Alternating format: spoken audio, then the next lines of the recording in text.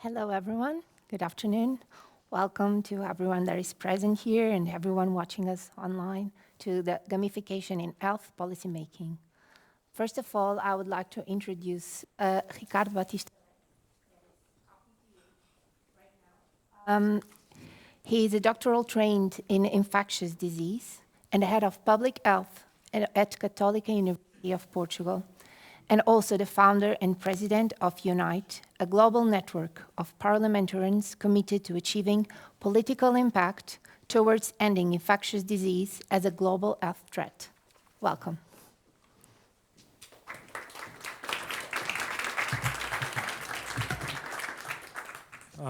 Thank you, Mariana, and good afternoon to you all here in beautiful Gastein. It's a true honor to be here. So we're going to be talking about gamification in health policy making, and as was mentioned, I share these multiple hats of being a member of parliament and also working in academia and being a doctor trained in infectious diseases. And when going from being a practicing physician into the policy setting, working in a parliament and working in a health committee, surrounded by lawyers. It's never good to be surrounded by lawyers, but to do health policy, it's even harder. And one of the main challenges was precisely pushing forward health policy that is evidence-based, data-driven, everything that drives us, but in the world of politics, it's not always that crystal clear.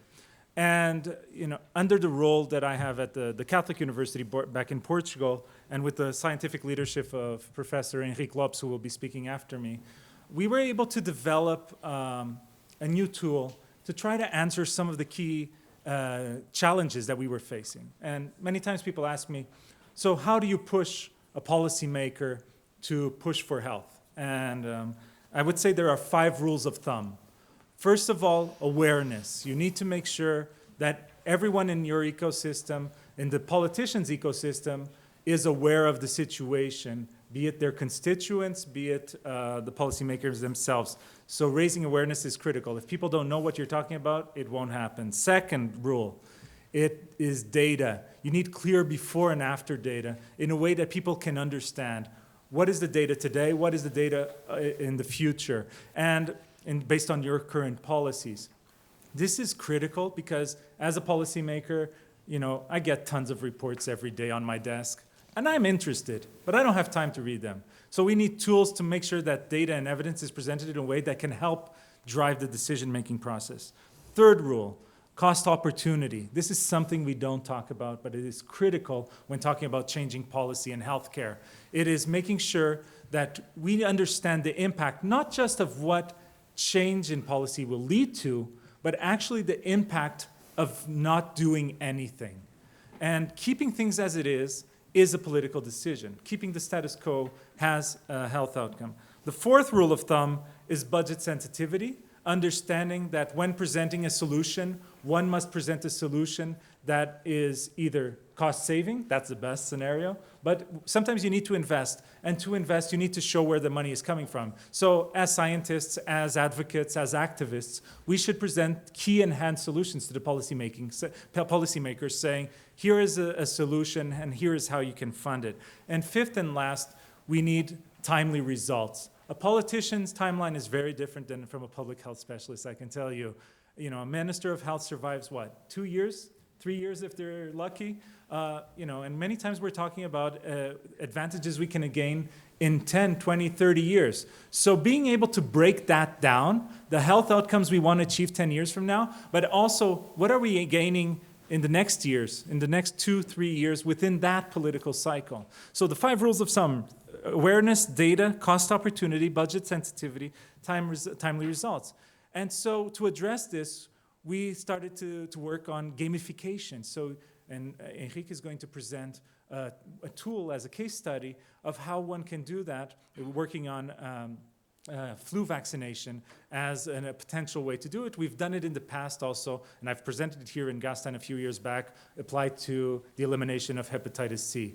What we have seen it is putting countries comparing to each other, but comparing policies and understanding the impact of those policies, as we will see, that can help everyone speak a common language, from journalists to policymakers to activists to patients. Everyone needs to understand what we're fighting for and making sure that with the common language we can push for better health for all. It's ambitious, but I truly believe that the future of policymaking and the future of data-driven, evidence-based policymaking will benefit with this additional tool in our toolkit. And with that, I hope we can moonshot for better health for all. Thank you very much. Thank you. And now, may I introduce you, Professor Henrique Lopes, the coordinator of the Let's Control the Flu project, and also a research coordinator of the Institute of Health Sciences of Catholic Portuguese University, and a member of the Scientific Senior Board of the task forces of the Associations of Schools of Public Health in the European region for COVID-19 and the war in Ukraine. Welcome. Thank you, Ricardo, for your words. Hi to the audience. Let's see a little bit about gamification, first in terms of concept, and then I will go to show you a video that shows this tool that Ricardo spoke related with flu vaccination. So first we have one major reason for making these gamification tools. We, in academia, many times we work as if we was in an ivory tower. By other hand, politicians made the same. And people that make patients advocacy deals with lots of problems. And first step that we propose is to fulfill a bridge. At least we must to find the middle of the bridge. We must to talk the same language. We must to understand the other's point of view. And in the complex times that we go to have ahead, by all the reasons that all of us to know very well, we must to deal with complexity. We must to speak and understand the other's point of view. So the first and main reason is to have something that we can use together. Because when we can explain why we suggest something to the politicians, if we are clear enough for explain, they accept it.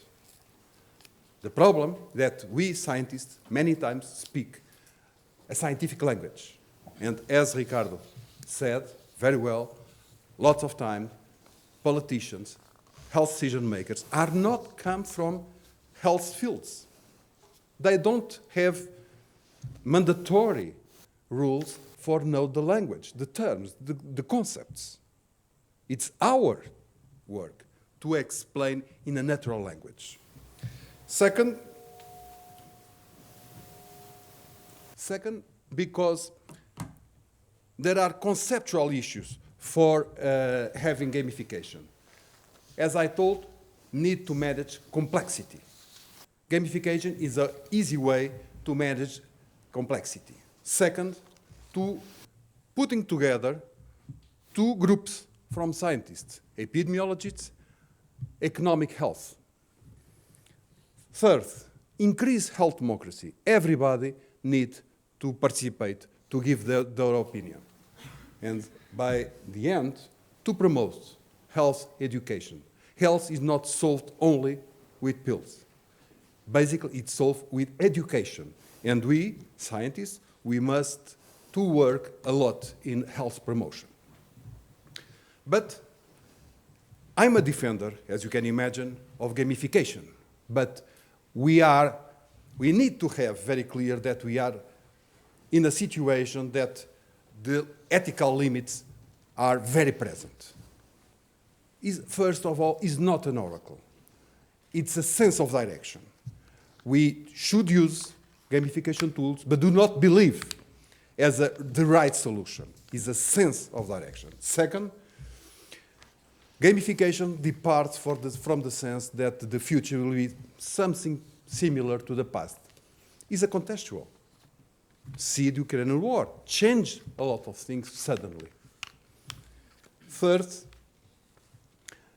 we live from data, and data are very different country to country, and the COVID pandemic is a clear example that many things doesn't work well in data in health-related matters.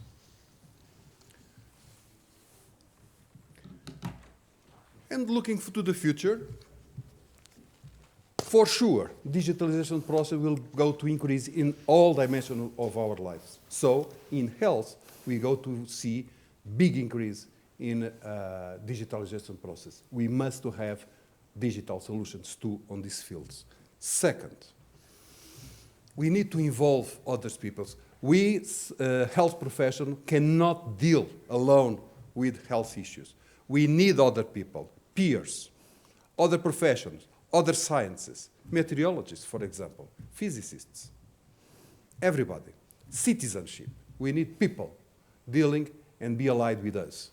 Third, we need to provide easy health tools for healthcare decision making in order to try, if I choose politic 1, 2, and 3, what will be my results? If I use 4, 5, and 6, what I gain, what I lose? And people need to try, to see, to experiment, to feel what they can be. Knowing that different contexts, different countries, different historical moments could achieve different results. Thank you very much, and I invite you to see a video about this tool. Thank you very much. Welcome to the Let's Control Flu Project website. What is the Let's Control Flu Project? LCF is a high-grade online digital tool to support public health policy decision-making towards increasing influenza vaccination coverage rates, VCR, to at least 75% in EU countries, a goal defined by the WHO and reiterated by the ECDC. Therefore, it aims to help flu-related stakeholders better understand how different PHP decisions may affect the epidemics of influenza in those countries. There are several stakeholders identified in the project, the main targets being PHP decision makers, such as health authorities and health-related politicians, NGOs, and influenza patient associations. The complementary targets are the general population. The LCF tool empowers patients' advocacy and PHP decision-making because it allows them to create epidemiological scenarios with technological opacity, meaning that the user does not have to master epidemiological modeling techniques or search for statistical series, thus being an empowerment tool for health democracy. The LCF will allow comparing countries' influenza-related PHP when more countries are integrated. This will be very easy to use through gamification. In sum, the project comprises a gamification process, aligning what has been produced in other assessment studies for the decision-making support in public health. The project also has the external validation through international scientific advising from a very prominent public health school, as well as a national advisory board with key opinion leaders in influenza from Sweden.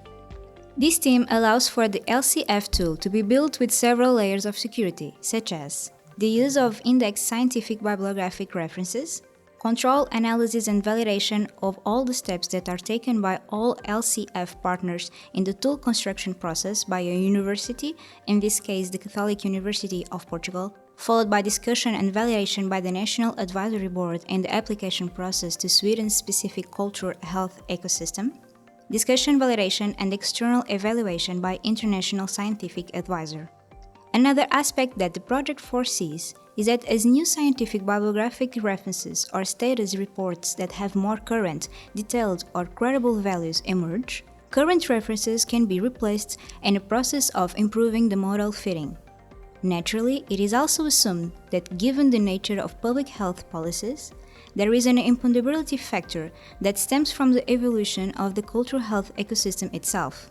Also, the website in all countries where the LCF tool is applied will be available in the local language and in English.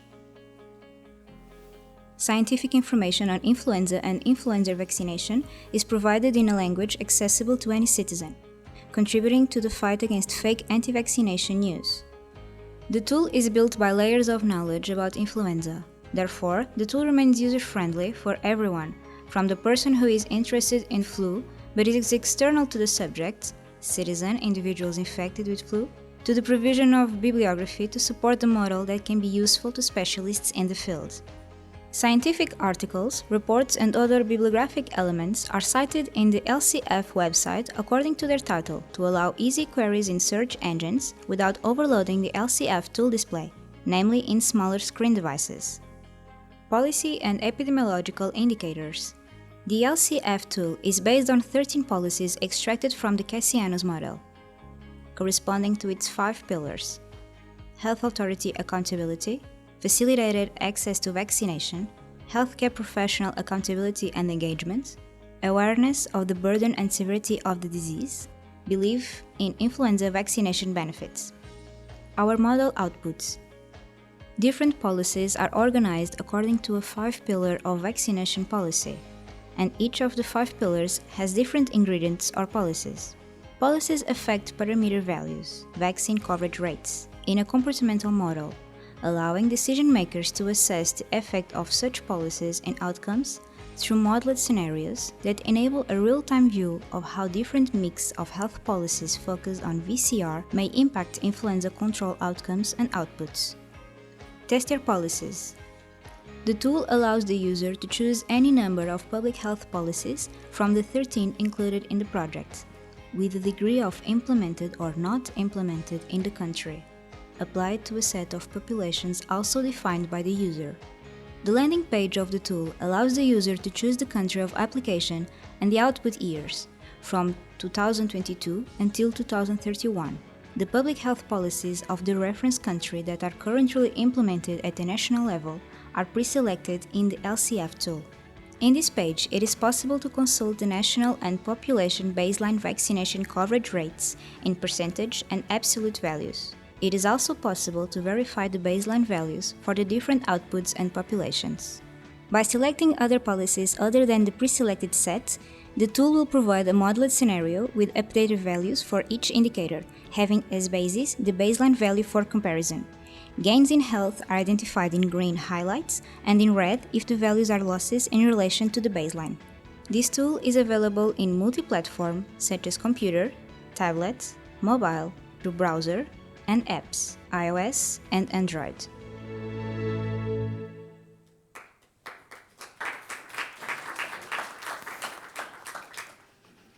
Okay, and now before I call our guests in our panel, I would just like to remember everyone that we're having a Slido session, and you can go into the Slido session, downloading the QR code, and inside of it, you can do 2 things. One is to vote on a poll. We have 3 questions, and the other one is to make your own questions for a Q&A session in the end.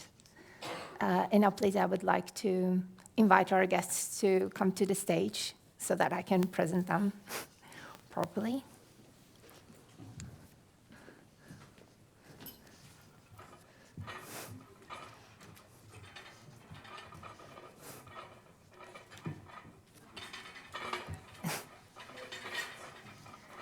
Okay, so starting here, you already met Professor Henrique Lopes. Then we have Hans WINBERG. Thank you so much for accepting our invitation.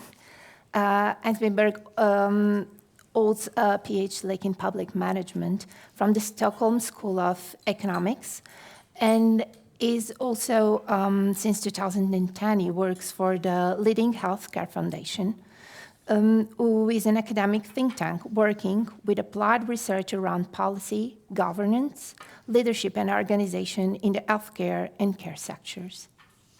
Then we have Nicole Maurer. Thank you so much for being here, and welcome. And she's a young Steiner. He's a technical officer based at the European Observatory on Health Systems and Policies in Brussels. Then we have Tim Nguyen. Thank you so much for coming as well and accepting our invitation. Is the head of Unit for High Impact Events in the Epidemic and Pandemic Preparedness and Prevention Department of the WHO Health Emergencies Program. And finally, Corinne Bardon, thank you so much for being here as well. And Corinne Bardon is a pharmacist specialized in nutrition and vaccines with more than 20 years of experience in vaccine field, with 9 years in public affairs. And she's currently the head of vaccines public affairs for Europe for Sanofi.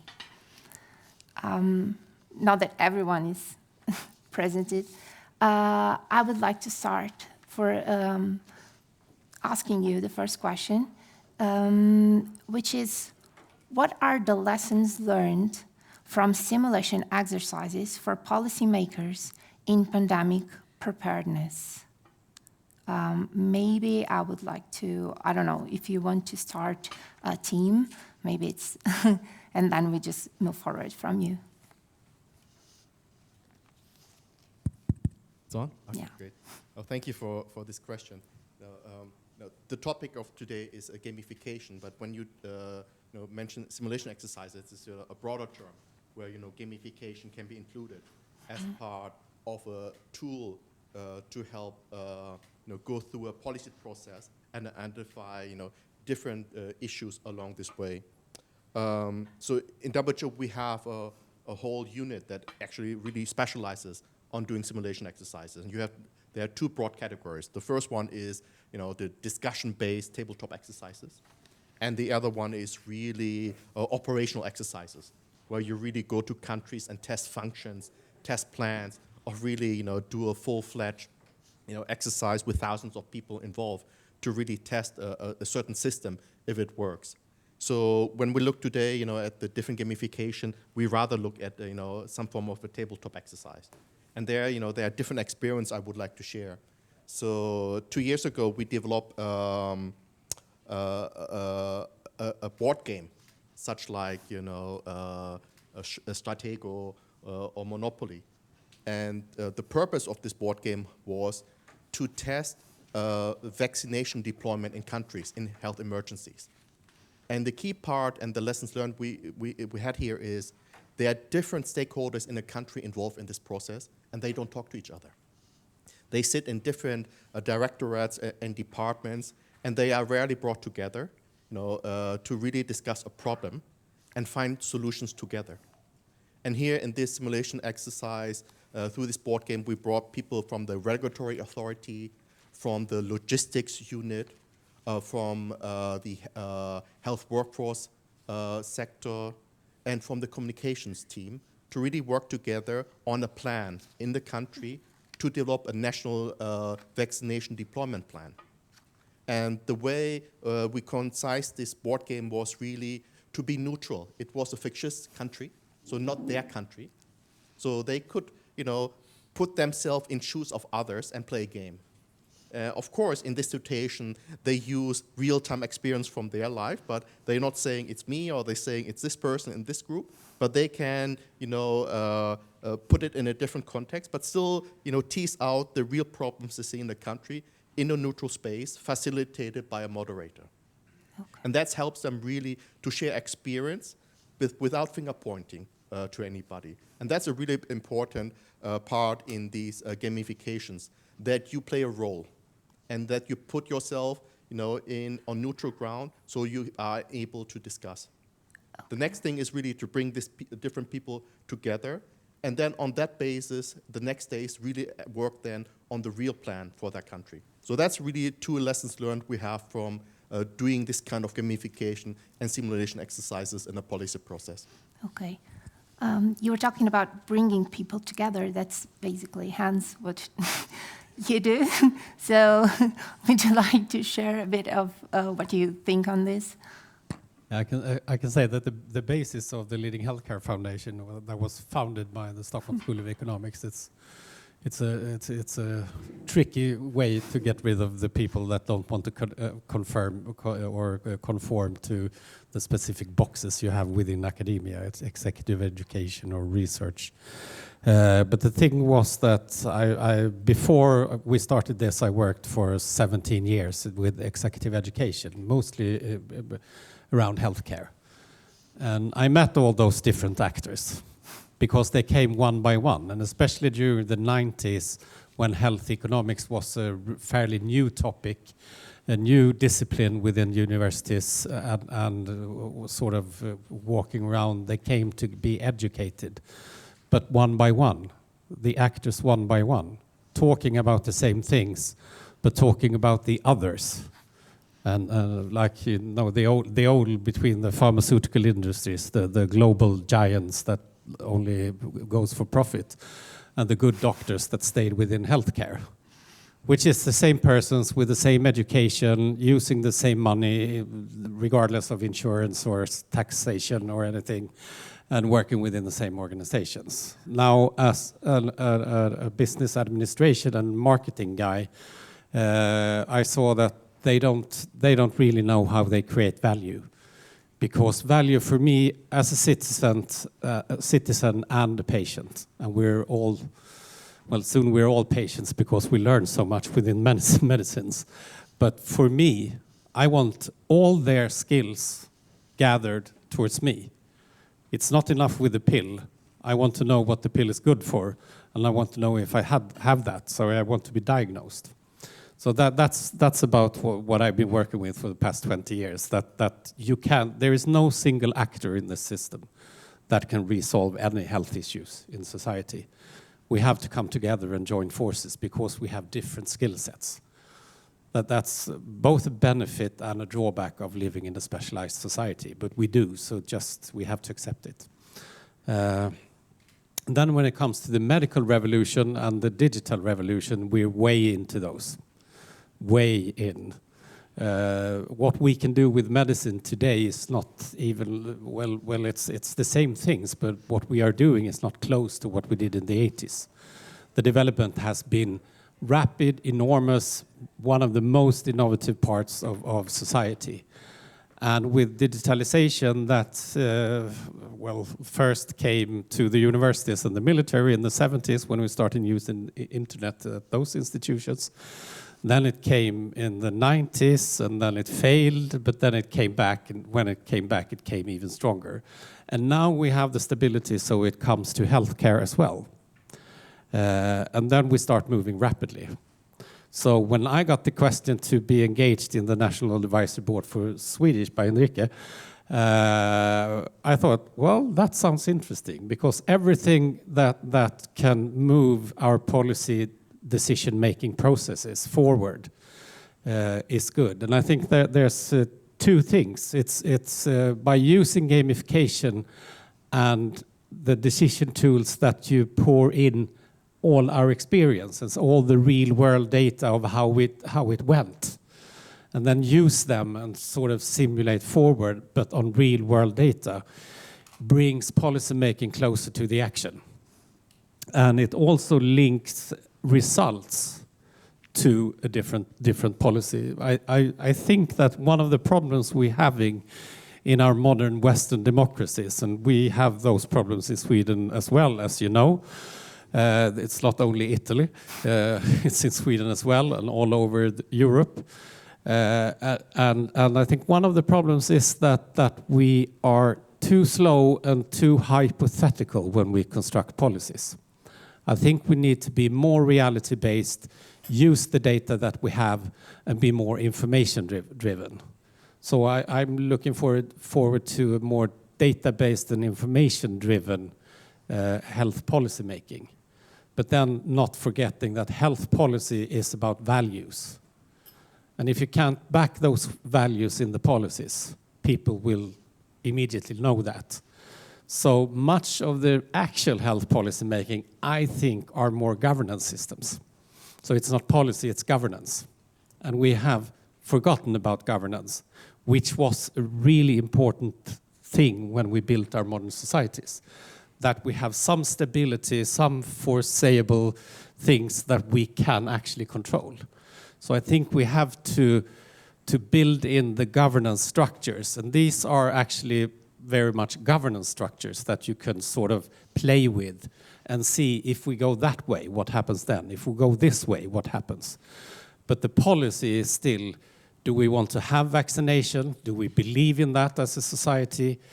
Are we going to fund it or not? Is it going to be privately funded or publicly funded? Or is it insurance companies or whatever way the different countries goes? But you have to link it to governance. And then the third step in this, when you walk down from policy to governance, you have to go into operations.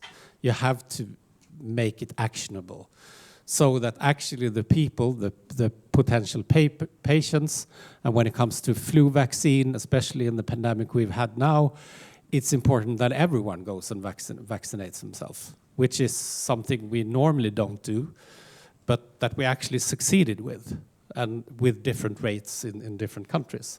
But we actually succeeded. As I spoke about, we are on the 4th round of flu shots in Sweden now. And there are many more than me that waited a couple of extra weeks to the new vaccines, but they are there now, so I'm going to do it next week. And for the elderly people, we are at the 5th round. But that's not easy, and you have to. And we've had problems that, oh, we're going to vaccinate everyone, and then, well, who's going to do it and how? And you have to have all those in places. And I think that by this gamification tools like this, you can play around with that. And one thing, this is the last thing I'm going to say now, one thing that was really obvious when we started discussing about this, that this is very much embedded in local contexts. So we have different beliefs in vaccines, we have different traditions of how to vaccinate people. And we have, I mean, we do 1 million shots every fall for people over 65. In 4 or 5 weeks, 4 weeks, no one even notices it, but because we have been doing that for the past 10 years or something like that, and with great results. But now it was the whole population, and then you have to think. And then you have to think, what is it for this country? I spoke to Nicole. If people in France, you can't go to the restaurants if you don't, well, they go to restaurants in France, so they get vaccinated. Otherwise, they won't be let in. So you have to adapt to the local context and culture as well. And that's a possibility you have in this, that you can play around. Okay, thank you. It's interesting that you talk about this game and all these players and the need that a government has to take action, but maybe the engine, it's on the academia, so I'd like to ask Professor Henrique, what's the rule about who's holding the knowledge and advising these governments? A bit of the experience we have in the past and with this tool and similar tools. There are different targets that could receive different inputs. Many times the decision makers in health, as spoken, are not came from the health fields. So they are doubts. Should I choose the politic number 1, 5, and 11? Should I choose the politics 3, 4, and 5? And if they choose or they ask people to advise, is an external exposure. If they have this kind of tools, they can privately try not 1, not 2, but dozens of possible solutions. And maybe one solution could be very good for one target population or better for another target population. As you saw, we work based on segmentation. We segmented population because different parts of population has different goals, different ways to achieve, different behaviors. So a politician could have a view, a landscape of what could do or should do. And by the other hand, we work a lot in the university, in our unit, with patient associations. And the problem is different. Very common, they tell us, okay, we are patients of family of patients, and we need to talk with decision makers. Ministry, parliamentarian groups, other decision makers, and they know everything about the patient that I represent. And I don't know exactly what should I defend. I have an idea, I know what I want, but I don't know how to argument about one or another. With this kind of tools, it is possible that during or before the negotiations, patient associations, any organizations that work with health education or patients advocacy could experiment different solutions and could have an informed discussion, a scientific-based discussion. Despite don't need to know about health. So I think that one of the goals that academia should have and should promote and should produce is this technical opacity. I used to give the example of a car. When we drive a car, we just need to know what is a key and how should I drive the car safely. I don't need to know nothing about mechanical engineering. And in health, when we're beginning to speak about health, we demand from our audience that know everything about a specific disease or a specific field. The idea of gamification is to provide to public this technical opacity. There are something behind that calculate, naturally error, but calculate in adaptive way the possible solutions for everybody. And when we speak about everybody, we began to have allies, namely between peers. Peers as patients, peers as public related with economics, peers in the public related with civil rights, peers as health professionals. And we promote a kind of ecosystem of health thinking.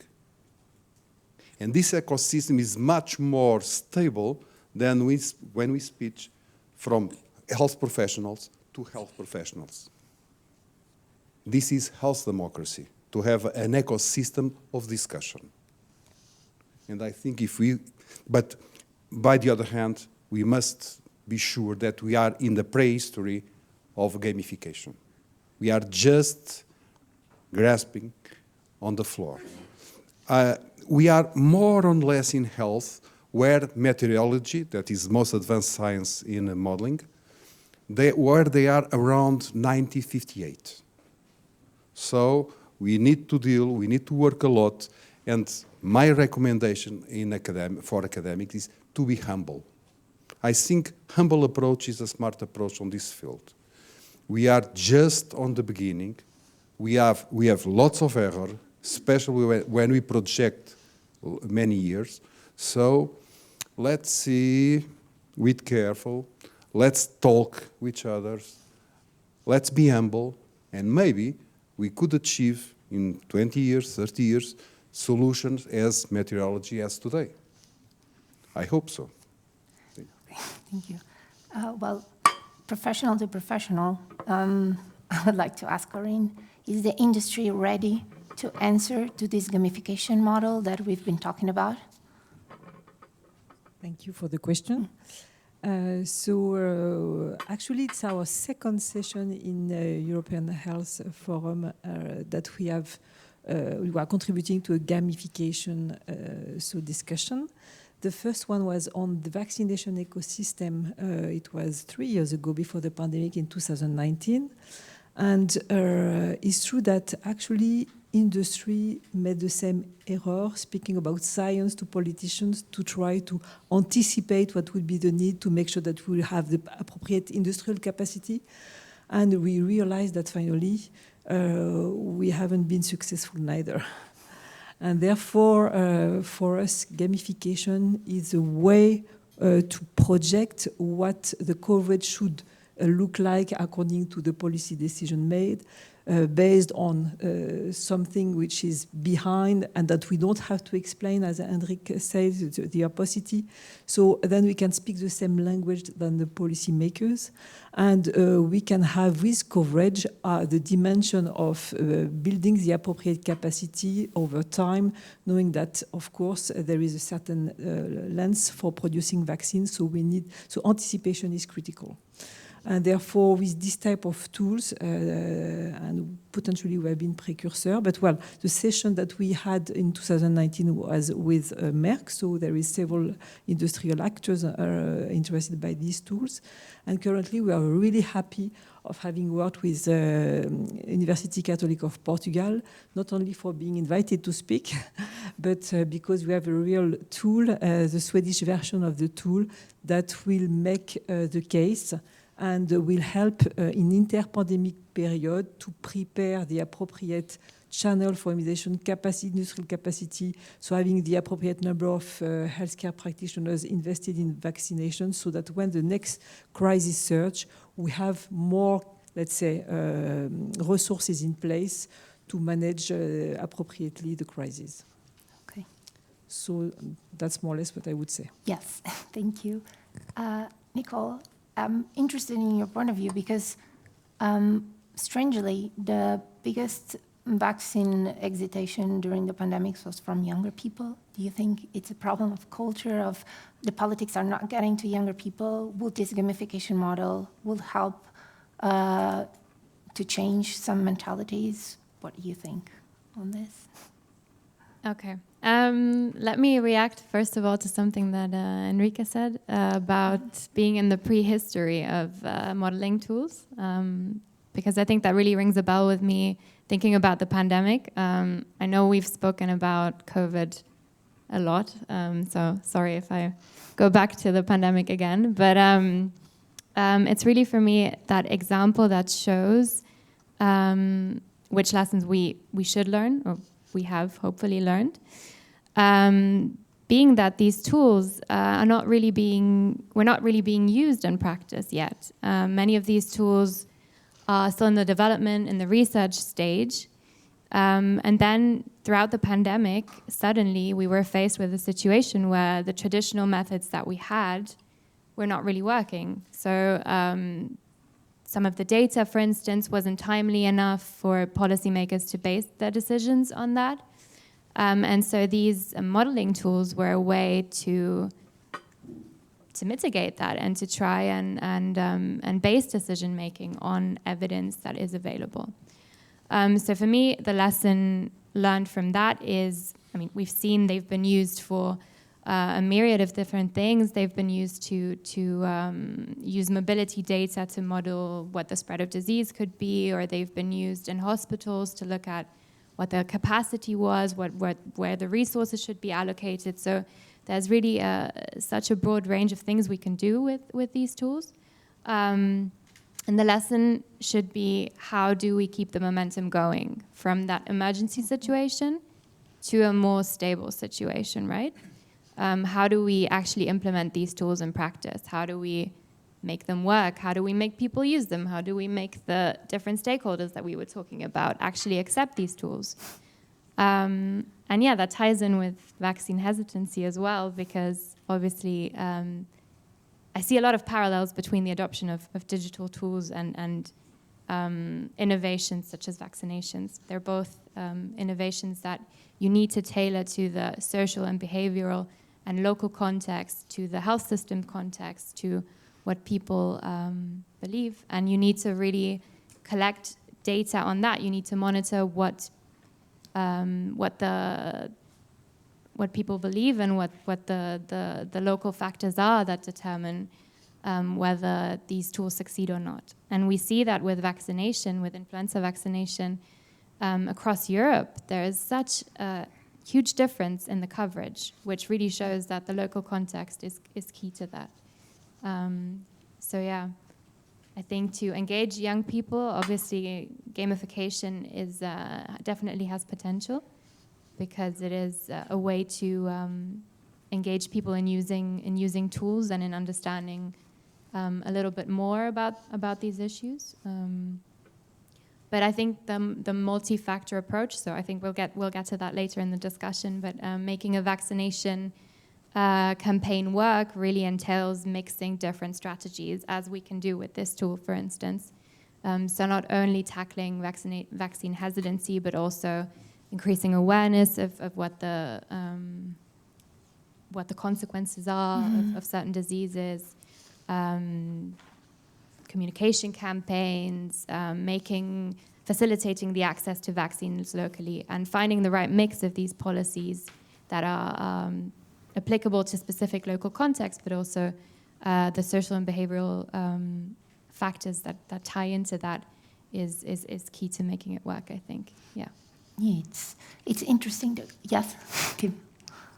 I just would like to intervene on two things I heard, in this group, and I also saw a slider result, earlier when the majority in this room said, the most important feature in the gamification is the visualization, and I think that's the aha effect when you see all these come together, the data input, then the magic that happens, somewhere in the system, and then the output.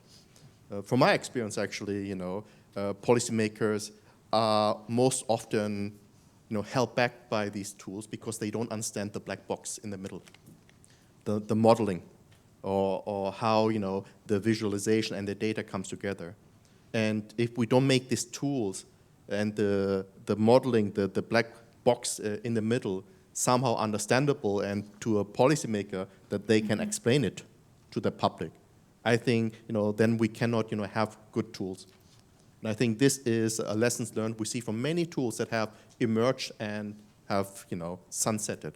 Because this black box, only a few people understand and can explain, but not, the people that take decision and need to explain it to their constituents.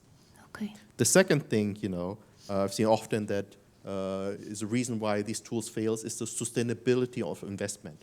Often you have, that core and seed funding to put into a proof of concept, an idea.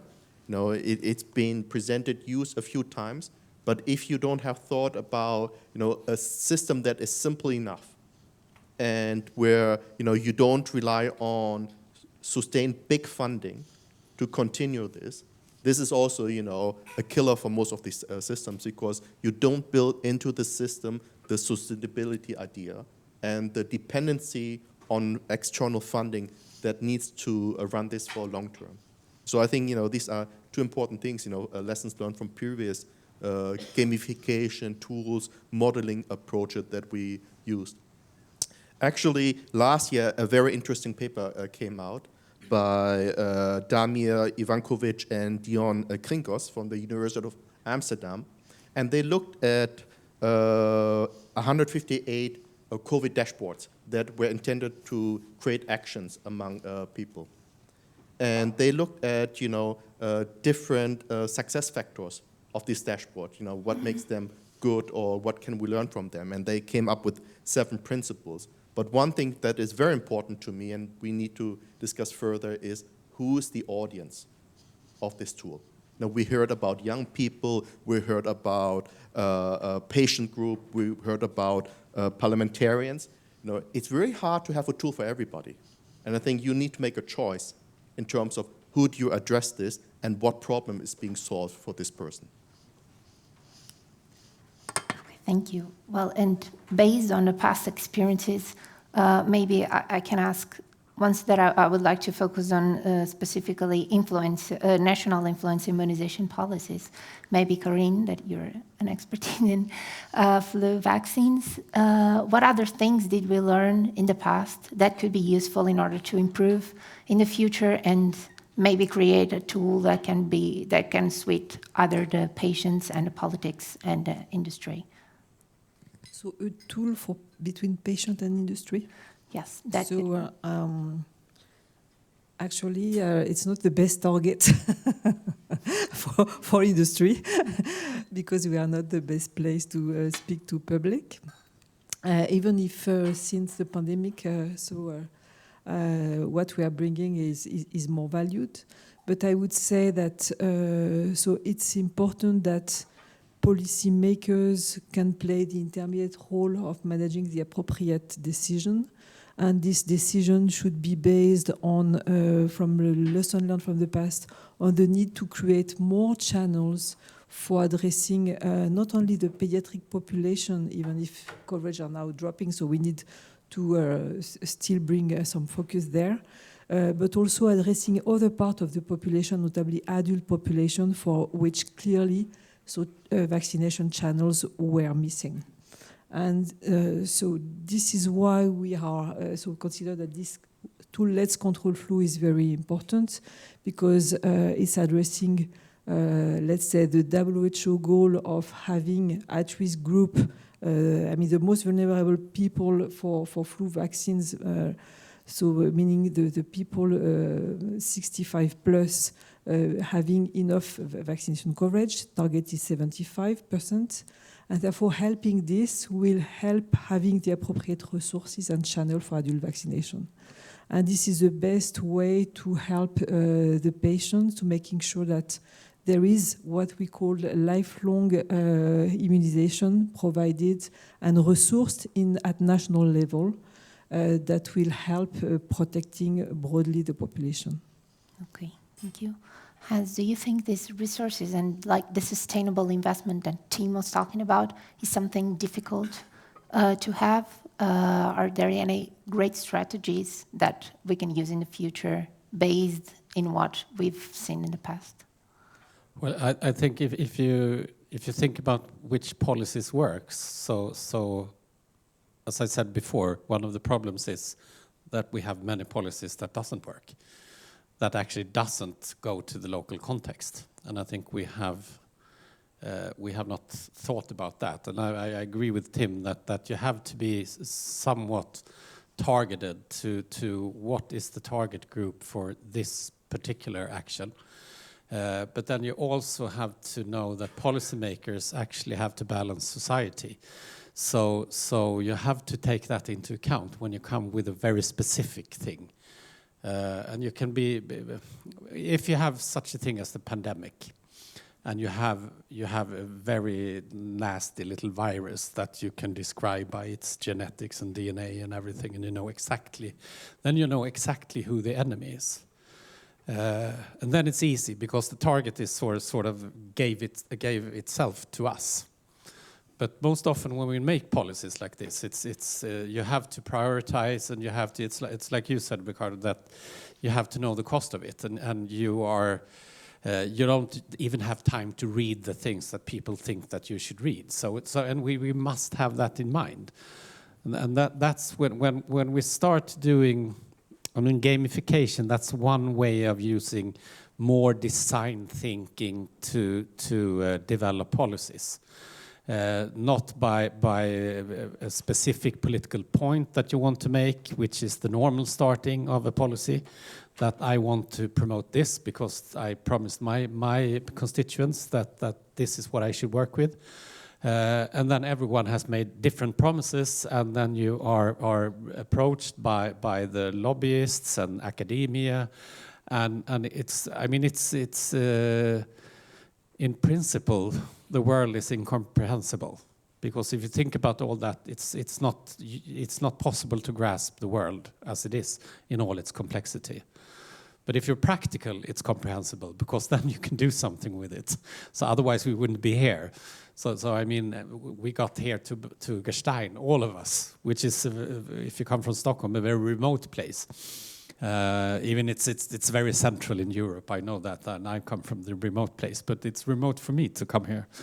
And I think that we have to think about these local contexts and what's actionable when we do it. Like, I come back to that because I think it's very important, and that you need to be more value-based. And now, when I say value-based, I don't mean the money, because money is nothing. It's just a tool. Economics is not about money. It's about values. I mean, real values, bad and evil and good, not more or less money. It's evil and good. And then when you know what's good, then you try to promote that. And then you can find the governance and the governance systems and the policies to guide them. But you have to have your values right first. So I think what we learned is that we did a lot of mistakes. If we see what we learned in Sweden, we learned that social care is not care for public health policymakers, because they are all from the academic and hospital worlds. So they forgot those. We did that in Sweden very much. And it took some time, and the price for that was high because lots of people died, and mostly elderly and especially the most sick elderly. So we didn't make it there. And that's because we reacted with our neurons and did what we were trained to. And we aren't trained to take care about complex patients. We like to fight a single bacteria or virus. No. And how can we put, Professor, maybe you can answer this, like the neuron part and like the action part together in order to react better to epidemics, either it's COVID or influenza or another one? Basically prevention. But I would like to return a little bit about what Tim said, and I fully agree. We cannot put everybody happy with this. That's why we clearly choose politicians and patients advocacy. This is very important, to targeting specific publics. But I think we can deal, and we have now almost 10 years experience with that, the other part. And it means to work in layers. When we develop these tools, we work in layers. Not only segmentation by population, but layers of knowledge. And that part that the team spoke is very, very true. We only believe when we understand the reality. And this relation between true, the concept of true, of belief in something, that's why we invest a lot, so much. Big part of this project is to put available, if a person is a professional, can go to the detail and to see what is the fundamentals that support each point of the process. And this transparency cannot be the black box spoke, but be a process of transparency. But this means another thing too. When we put in comparison gamification tools and non-traditional tools, non-gamified tools, we cannot depart from the non-gamified are correct, because we know lots of public health policies doesn't work so well than we like it. So there are different approaches, and when I spoke about be humble means to show everything. If we are a real work, then when we make an article, it's the same process, we show everything. So invite the users to see, to discuss, to contribute. It's very important to receive voices from the public, people that can provide new data, for example. For example, when we make a single flight, we provide thousands and thousands of data for meteorology in any flight. If we want to know exactly how many deaths we have in our country by COVID or by flu or by any other disease, we have lots of problems. And I do not speak small details. I speak about number of cases, number of deaths, number of days at the hospital, etc., etc. So data in health is a huge problem. Not on gamification, but in general is a huge problem. And we need to solve these different layers. How to achieve good data, how to qualify data, how to be enough transparent for people can believe on the work, how to be enough open in order to receive, it's not critics, it's contributions for the developing project. But Tim touched on another very important issue, sustainability in looking to the future. And almost all of these gamification tools in health die in few years. Because funding finish, there are no funding for continue to feed new data, and 1, 2, 3, 4 years, and almost all of them go to die. I hope this not, but let's see. Can Yeah, sure. We've been working a lot with implementation and innovation systems and stuff like that. And we always talk about, within healthcare, we have a tendency to have projects that are designed to fail. We put the projects in specific settings, we pour them out of daily operations, and we do them very scientifically and very well managed. So we have good projects.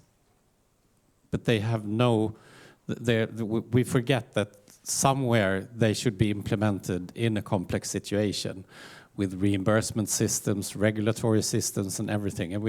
And that's we often say I have often pointed that out, and people say, "Oh, that's too complicated. We can't take that into the model." And then I say, "That's too bad for you, because the project will die." And we do that too often within healthcare. Okay, Nicole, you Can I react to that? Yes, because you were exactly saying, I wanted to say something similar. Just to carry on that thought of like lessons learned from the pandemic. Why did it work during the pandemic? Was it just the emergency, that urgency that we needed? I think that one of the keys was in removing some of these barriers that you're mentioning, exactly, like the regulatory barriers, the legal barriers. It takes a long time to change those, and during the pandemic, we were able to actually speed up some of these processes. So for instance, granting emergency authorizations for certain tools, or for telemedicine, for instance, suddenly it was reimbursable in some countries. So by being able to remove those barriers and understanding what they are in different contexts, that is one of the ways that you can try to push that implementation. But obviously, it's very challenging, and for tools like modeling tools, there are a lot of different dimensions to that. There's the regulatory dimension, there's the legal dimension. Who is accountable for the decisions made by modeling tools, for example? Or how do we protect the data that we use?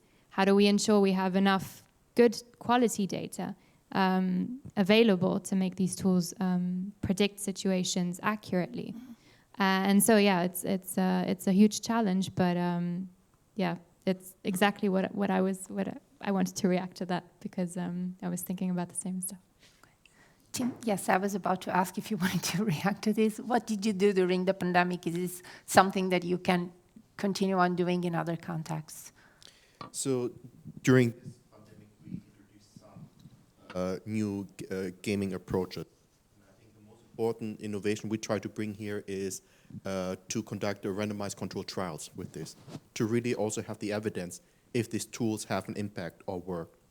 So just to mention two. One is an SMS-based training to raise resilience against misinformation.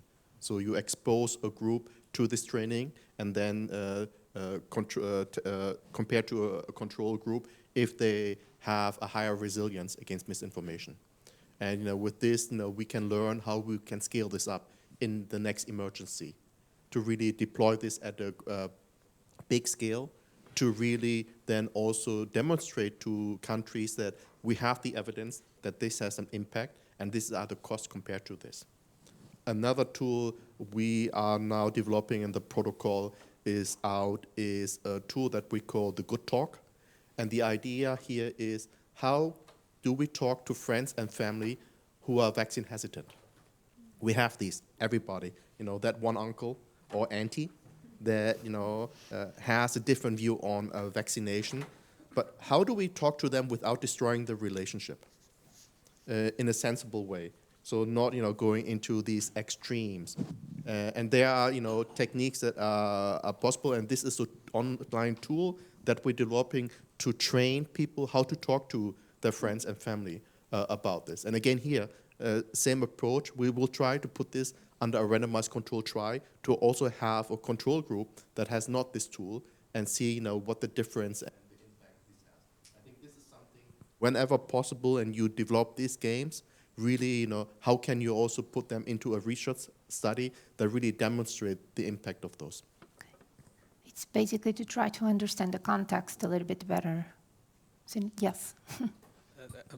Since I'm not a natural scientist, but deal with society and people and our strange habits and ways of thinking, not everything can be really.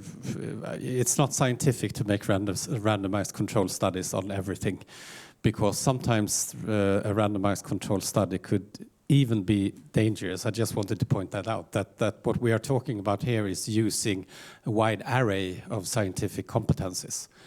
And you have to use it, and that's the gamification idea, that you can base on different types of decision material. You have different knowledge bases, and then you have to compare them. Because in the end, when things reach society as a whole, it's a complex situation. And the local setting will decide if you're going to succeed or not. So just to say that there are other methods as well in the epistemological toolbox. Sorry, just a quick No, reaction. just go ahead, of course. Yeah, no, I agree, and I think that we are still lacking a lot of those methods as well. How do we assess the quality of these tools? Because obviously randomized controlled trials is what we would use for medicines or for technologies that we already know. And it's challenging to develop ways to ensure that the quality of these instruments is standardized and is good enough to be used to make decisions that impact entire populations. So, yeah. Yes, it's a big responsibility. How did you build a model of this particular tool that you've created? Like, what did you need to do in order to make sure that this works so well? Basically, departing from the literature. The literature and the official reports about influenza in Sweden. But if you have a very rough design, there are an epidemiological model, public health politic model, and a single solution. And then split it by the 5 segments, priority segments for influenza vaccination. And then the consequences that Sweden has in hospitalization, in the case in pregnant women, in elderly persons, risk, the definition of a risk patient on the, that has influenza in acute situations, and then calculate this over the rates of the literature. I don't want to bore in person. I invite you to make the downloads of the sites or the apps, and you can achieve the literature that support each point. But to make an appeal too for produce more and better data, because in any project that I worked till today, I never achieve more than 60–65% of data, and the data should be proxies by interpolation, by changing by countries. We know the impacts of the culture, the impacts of the religion, the impacts of the politics, the impacts of the age structure of a population. And when you use, and in Europe we use a lot United States data, there are differences. And when we go outside Europe, imagine that we want to apply this for an African country. How can we achieve data, enough data for making this?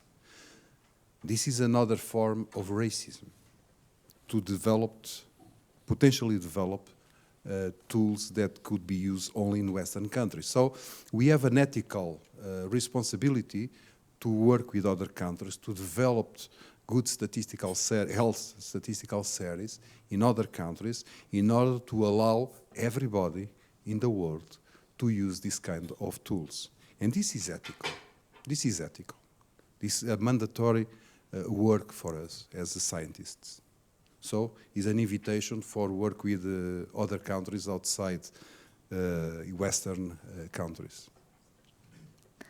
I'll just, I have here a question from one of our viewers. And I'm just going to ask it now because it makes sense with what Hans was saying. Bernd Buschhausen is asking if Health policy making is value-based. How do we ensure that actual gamification with digital tools incorporates those values? So, should I give you the honest answer or the panel answer? The honest answer, I don't know, but it's really important to think about. But I think that we have lost the value-based parts a bit because we are not as good as at talking about that nowadays. We are very quick at putting everything in numbers and figures. And we are very good at sort of refining our processes, but we are not as good as on the question: are we doing the right things? If you follow me, we know that if we do things right, and we can sort of speed up an engine or something like that. But do we want an engine? Or should we do something else that is better?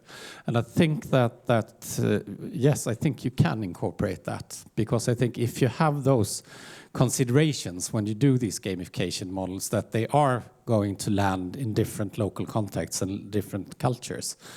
And I think that gamification, then you can play with it a bit. I mean, gamification is about getting back to the playfulness in how we design our policies. To try and to be curious and to experiment, but experiment not always in real life on real populations, but what can we learn from history and how can we see what we are doing? But ultimately, you have to know, well, this tool, what's the aim of that? And is that a good purpose or is it not?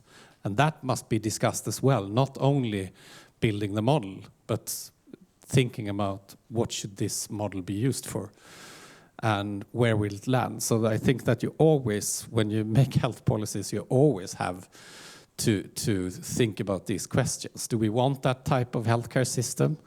Is it health or is it just healthcare, as you pointed out? We have to pose those questions, and especially at the policy-making level, because they're responsible for holding societies together, not splitting them up. yes, Tim.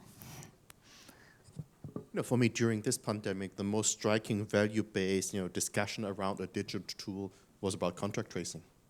Now, how controversial that discussion was here in Europe, when governments wanted, to introduce contact tracing as a tool to help us really track down the virus, help us to do, and that was a value-based discussion, or not discussion, actually.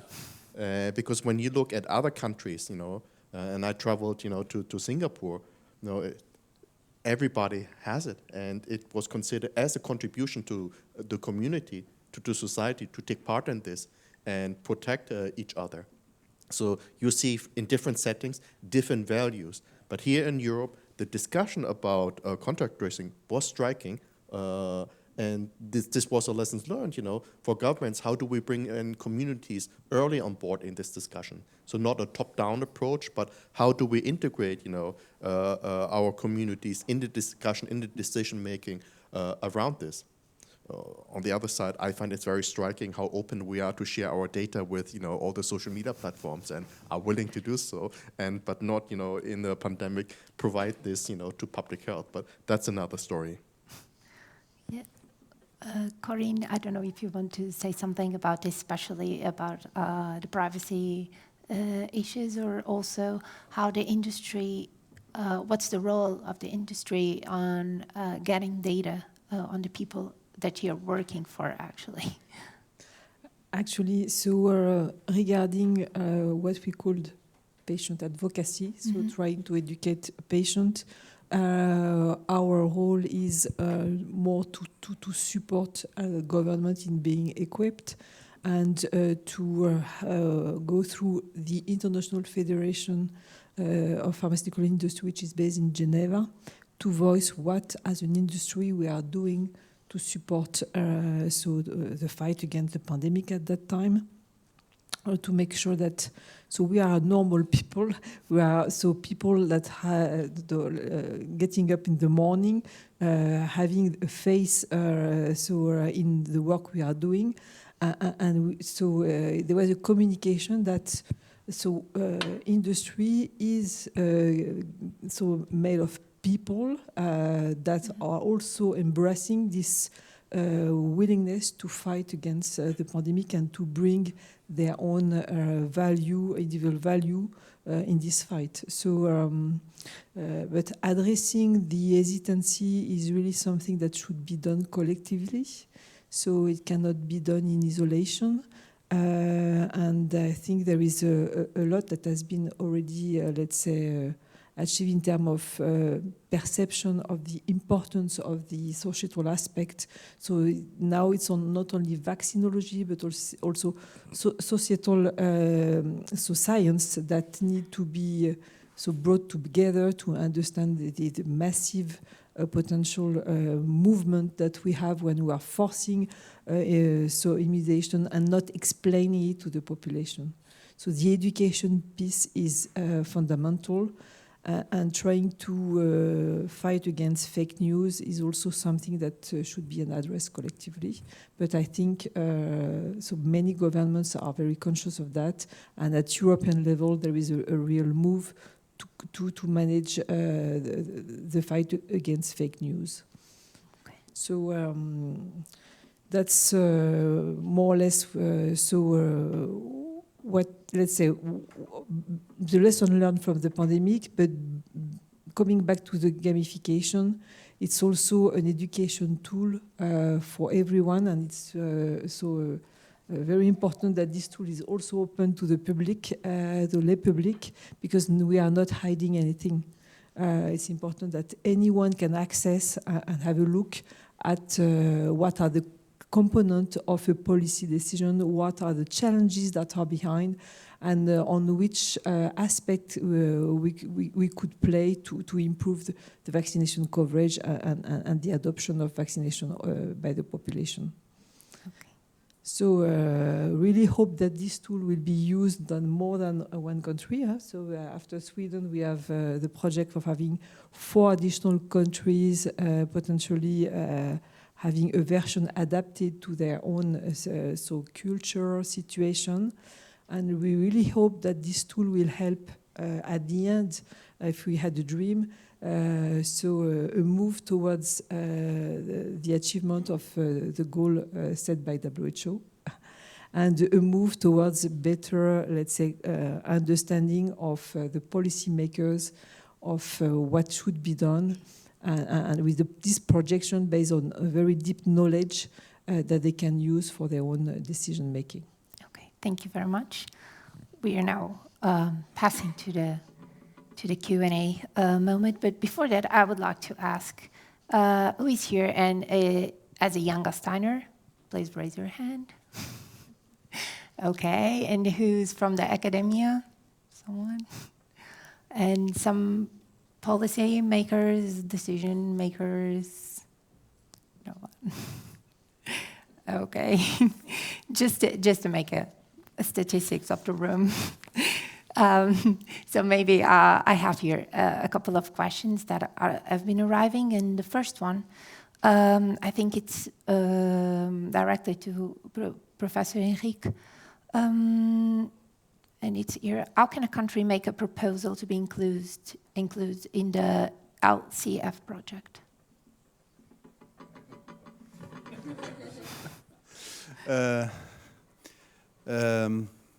Yes, I do not prepare this question. Let us to know what is the country, and for sure we try to analyze the situation. You have I have cards here. If you want, I can share my email. But yeah, I am very happy to discuss. Okay. I am happy to discuss this issue. Thank you. Okay. Then there is a question that maybe we can start by team, and then if someone else wants to add something. How can gamification help to reduce inequalities among vulnerable groups? Well, let's see who are the vulnerable groups. Let's say who are the vulnerable groups in your country. So when you look at Europe, most of the time vulnerable groups in your countries are migrants, are refugees, who don't speak the language, who don't know how to access, health services in the system. Vulnerable groups are also people in general with a lower educational degree, have less health literacy understanding. So then the question is, what's the purpose then of gamification to help them overcome these barriers?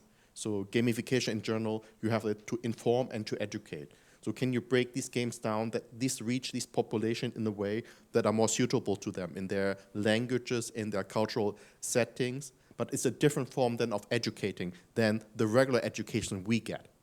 We went to school, to university. We know then how to access information.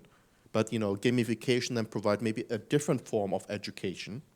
And that's how you can think about designing these tools and providing to these vulnerable populations in your country to help them better understand, to access health services, to ask relevant questions to somebody that can culturally adapt and base the answers to that population group. So I think there is great potential. But then again, how to design this to reach this specific population in your country, that will be then, to be solved. But opportunities is there. Okay. Ricardo wanted to answer as well. And then we pass to Nicole. Thank you. I wasn't supposed to talk at this point, but I felt this was a very important question, and I just wanted to add what Tim was saying in terms of reaching out to those living in most vulnerable situations and how gamification can help. I foresee it, of course, with my policy lens also, in the way the app or a gamification tool is developed to make sure that we can analyze the health outcomes in those specific groups. And at the Catholic University, we've done this in the past, looking at, for example, when related to hepatitis C, looking in prison populations or looking at the health outcomes among people who inject drugs. And this is a very important aspect as a policymaker because we tend to look at data, aggregated data, at a country level, sometimes at a regional level, and we feel good with ourselves when the data is good, and data sometimes covers up those that live in most marginalized situations. As a medical doctor working in infectious diseases, HIV, TB, viral hepatitis, most of the people I dealt with as patients were many times living in what we call the fringes of society, at the margins of society, and forgotten in the statistics. And so making sure that we develop tools that in a way highlight these other phenomena that are happening within our society can actually be a tool to accelerate policy making that is not just for whoever is in the middle of the Gauss curve, but for everyone, including those in the extremes. Nicole, you wanted to? I wanted to tie that. What I wanted to say ties into that perfectly. We need to be really careful that the data that we use is disaggregated to represent everyone in society, especially when we model these tools. There's a risk that tools introduce biases, and so that when certain population groups are not represented, then you can create a tool that actually exacerbates health inequalities. So I think that's really key. What has been discussed here is that marginalized populations, vulnerable populations need to appear in these data sets that are used and need to be represented in order for us to know what the situation is, and in order to consider that also when we use gamification tools. Yeah. Yes, of course. I think that we also have to recognize every time, that's the important thing, that the tool is meant for something, which means it's not meant for the other thing. So one tool I mean, this tool doesn't reach how to reach those groups because it's reaching people in the European Parliament or the national or the local governments or something. It's the policymakers and the patients. But then you have to see that we don't reach this, so you need to develop a tool for that. And it's like a toolbox. If you want to build a house, you need lots of tools. You need machines and everything, and you use them for different purposes, and you have to do that. And then I just wanted to, there was, how can you be sure about the data? And I think for these policy reasons and trying to see what gives effects or not, we have to use the old saying that we use when we come to business administration, that approximately right is much better than exactly wrong. So don't let that stop you. If you're going to think of what's perfect, you will never do anything, and you won't achieve anything in the population. Okay. Corinne, I don't know if you want to add something about this, and then we have to close the Q&A session. Yes, But indeed. yeah. So the tool has been developed for addressing the, let's say, the overall population needs and as defined, I mean, addressing the recommendation that has been set by the WHO, meaning the at-risk groups are the ones that are covered by this recommendation. Mm. However, so it's ambitious enough. So of course, and potentially one size does not fit all. So we cannot embrace all the cases. But already, if we can manage a better understanding of what are the components of the policy decision that will have most impact on the coverage, it will be a great achievement. So really happy to have had this discussion here, because of course, as the new generation will also carry these new techniques, and we need the experts of the new generation to go over this method of, let's say, spreading better the knowledge and spreading the interest in immunization. So really hope this tool will help this objective.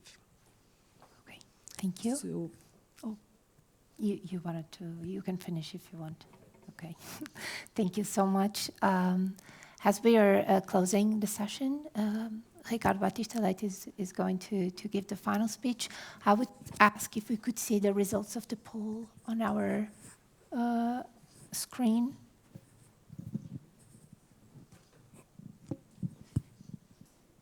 So, They're waiting for the poll results? yeah. And they're done? Oh, right. Oh, Okay. Well, sorry.